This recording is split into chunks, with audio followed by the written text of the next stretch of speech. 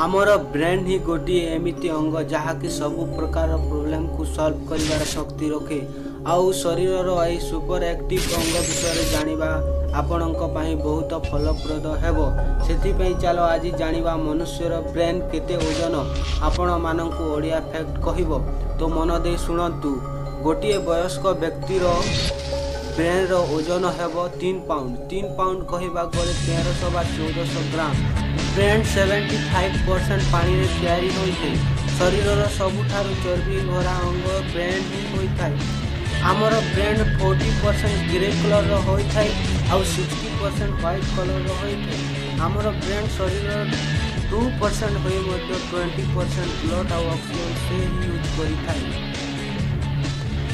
Brain पाई oxygen एते जरूरी कि जदि 5 to 10 पर्यंत ताको ऑक्सीजन न मिले ताहले ब्रेन डैमेज होबार संभावना मध्ये अछि।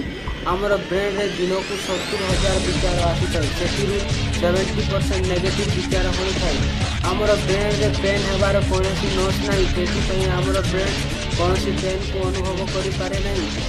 आमर ब्रेन 5 वर्ष बयस 75 पर 18 वर्ष हौ 100% विकसित हो जाइथाय। तापर ब्रेन बढ़िबा अटकी जाइथाय। ब्रेन शोई नथिबा समय 10 वोल्ट ऊर्जा थाए जहाँकि गोटे इलेक्ट्रिक बल्ब को मध्य जलई पार। ब्रेन को खबर पठाइबार स्पीड 170 मील माने घंटा प्रति 272 मील। ब्रेन डाण भाग शरीर बाम भाग को कंट्रोल करता है। ब्रेन बाम भाग शरीर डाण भाग को कंट्रोल करता है। जदि आपण को पाठ पढ़ा चाहते ताहले रात्रि समय पढ़ु कहीं रात्रि समय ब्रेन अधिक एक्टिव थाए। तो वीडियो केमिति लगे भल लगे लाइक करूँ, गोटे शेयर करूँ सांग मान पाखे और गोटे कमेंट करूँ और चैनल को सब्सक्राइब करूँ।